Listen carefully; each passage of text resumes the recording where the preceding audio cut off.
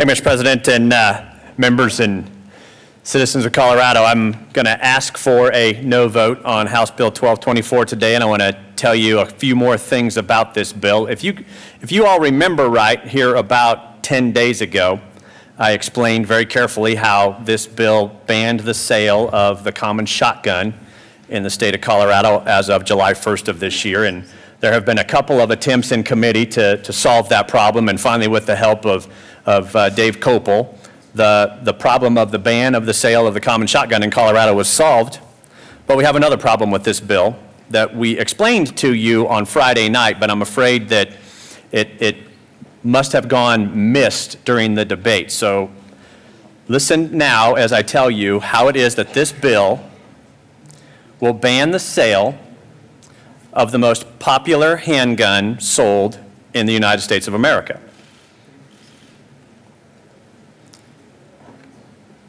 The most popular handgun sold in the United States of America is a Glock handgun. It's a semi-automatic pistol.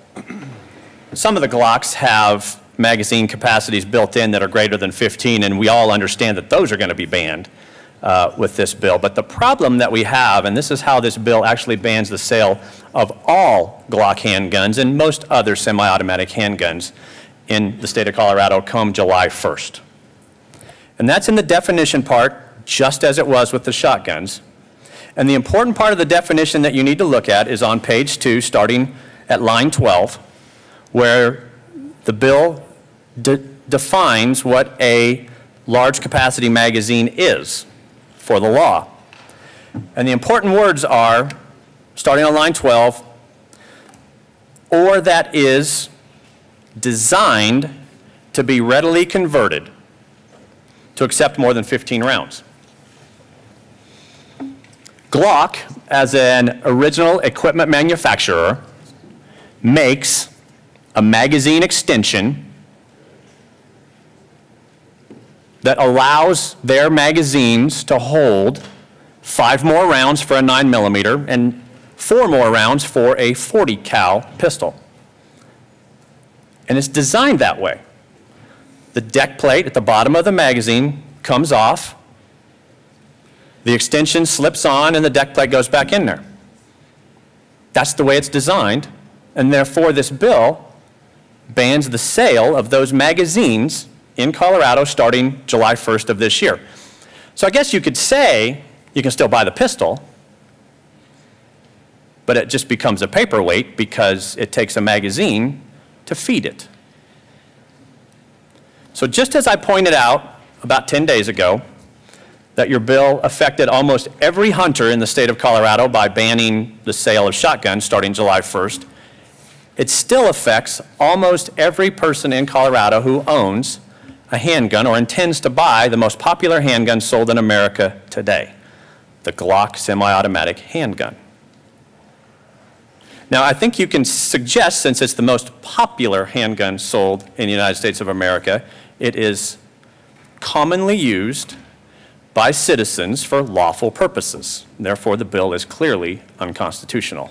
And I will ask for you to vote no for it based on that reason alone. Now, I'll give you a couple other reasons to vote no for the bill. 1224, unlike the previous bill that we passed, 1229, which was under consideration by the exact same legislature, 1224 makes absolutely no provision for the temporary transfer of any of what are defined as high-capacity magazines. That means that if you take one of your grandfathered magazines to the shooting range that happens to hold more than 15 rounds and hand it to the person beside you to allow them to shoot your firearm or use it in their firearm, you have broke the law and you are both going to go to prison for jail for 12 months. This is a misdemeanor 2 on this bill.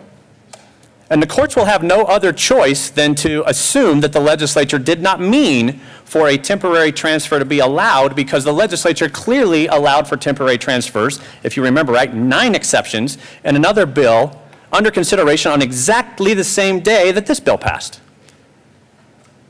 So you understand, while there is this theoretical grandfather clause for your 15 16 rounds and above detachable magazine. It doesn't do a lot of good unless you just want to keep your toys and play with them only yourself.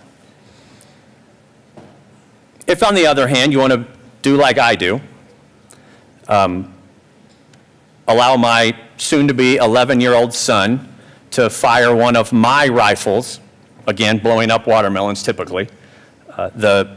The scary black rifles have a slidable stock so that the little guy can actually reach around and avoid the scar that I told you guys about from the scope that I got from my dad's rifle when I was little. This bill makes my handing him the rifle that he's been shooting for about 3 years now a misdemeanor 2, punishable by up to 12 months in prison and a $5,000 fine. Is that really what you intend to do? If it is, that's pretty disappointing. If it isn't, then I will ask you to vote against this bill. How far do you want to go pushing gun control in Colorado? Vote no.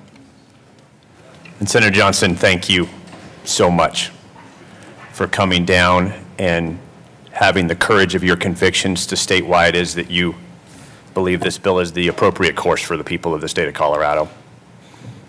I hope I can earn your no vote.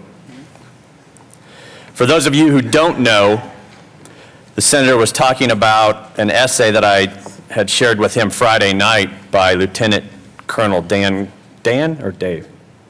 Grossman. Brilliant man. And the essay is called Of Sheep, Wolves, and Sheepdogs. And if any of you want it, I have it on my iPad. You can read it or I can email it to you. It is telling. It tells you a lot about the kind of people that you will find who rush to the sound of the gunfire. I don't know if I qualify, but I'd like to think that I do. And we've heard that there are, in the hundreds of millions of detachable magazines, in the mid-tens of millions of standard capacity 30-round magazines in existence in this country.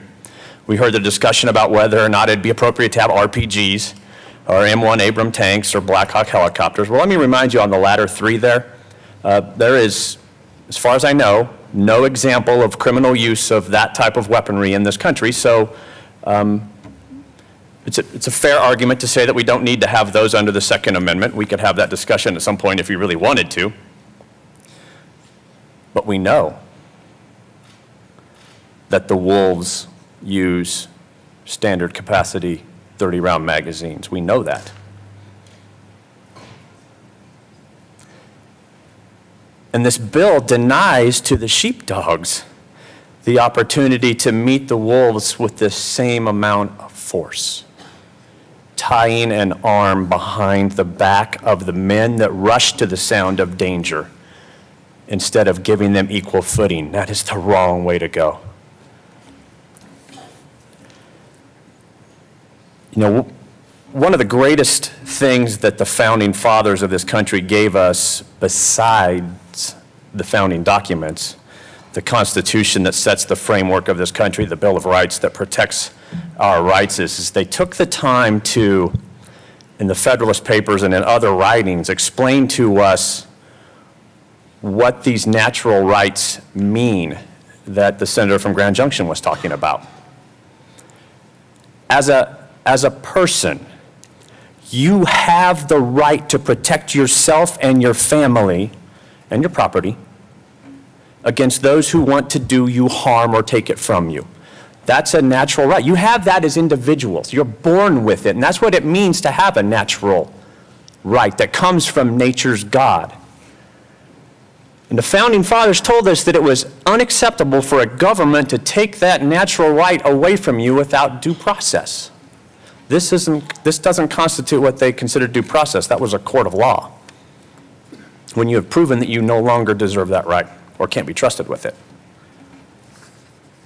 One of the other founding fathers wrote about this, saying that it wasn't just that you had the right to protect yourself, your family, and your property, you actually have a duty.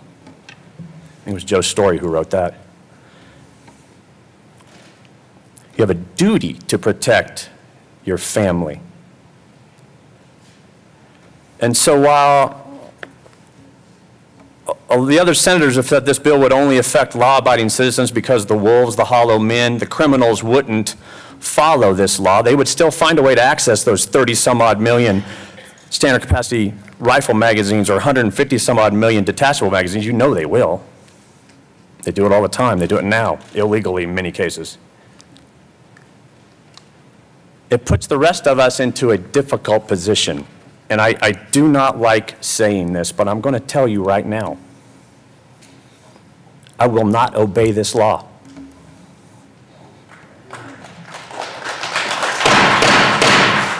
No displays. No public displays. This is a legislative hearing, not a rally. Someday, when I need one or when my son needs one, a standard capacity Magpul magazine, the company that you guys are running out of the state of Colorado, someday I will hop in my Prius and I will drive to Sidney, Nebraska to the Cabela store and I will buy what I or he needs to be the sheepdog of the family, to protect against the wolves. I imagine when I get up there, I will see a lot of Colorado license plates, because I really doubt that very many people are going to be willing to give up their right and to forego their duty to protect their families and their property against the wolves. We talked a lot on Friday about the economic consequences of this, but the personal consequence of this legislation is